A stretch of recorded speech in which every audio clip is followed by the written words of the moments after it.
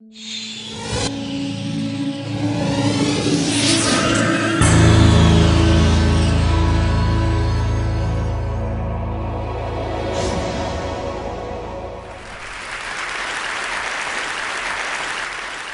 imagine a big explosion as you climb through 3,000 feet.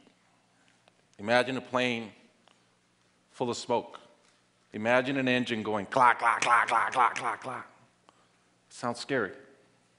Well, I had a unique seat that day. I was sitting in 1D.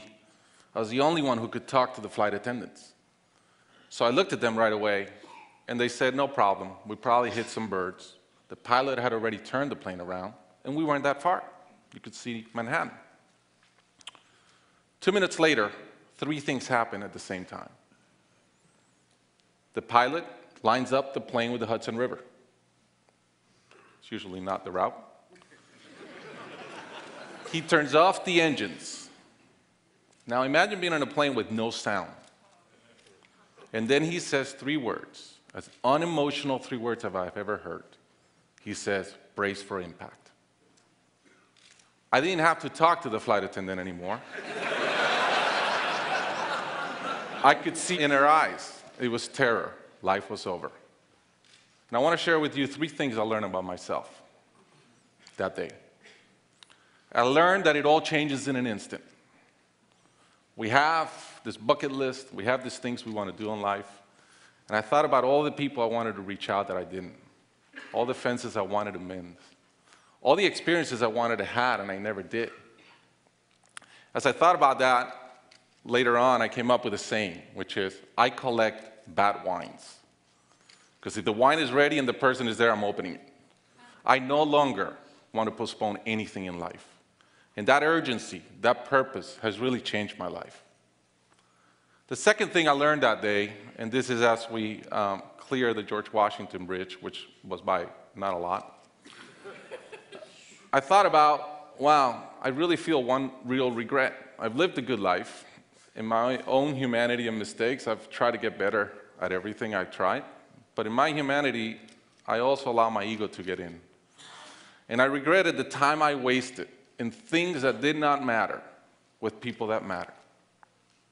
And I thought about my relationship with my wife, with my friends, with people. And after, as I reflected on that, I decided to eliminate negative energy from my life. It's not perfect. It's a lot better. I've not had a fight with my wife in 2 years. It feels great. I'm no longer trying to be right. I choose to be happy. The third thing I learned, and this is as your mental clock starts going 15, 14, 13, you can see the water coming. I'm saying, please blow up. Right? I don't want this thing to break in 20 pieces like you've seen in those documentaries. And as we're coming down, I had a sense of, wow, dying is not scary. It's almost like we've been preparing for it our whole lives. But it was very sad. I didn't want to go. I love my life. And that sadness really framed in one thought, which is, I only wish for one thing. I only wish I could see my kids grow up. About a month later, I was in a performance by my daughter, first grader, not much artistic talent, yet. And I'm bawling, I'm crying like a little kid. And it made all the sense in the world to me. I realized at that point, by connecting those 2 dots, that the only thing that matters in my life is being a great dad. Above all, the only goal I have in life is to be a good dad. I was given the gift of a miracle of not dying that day. I was given another gift, which was to be able to see into the future and come back and live differently. I challenge you guys that are flying today. Imagine the same thing happens on your plane, and please don't. But imagine, and how would you change? What would you get done that you're waiting to get done because you think you'll be here forever? How would you change your relationships and the negative energy in them? And more than anything, are you being the best parent you can?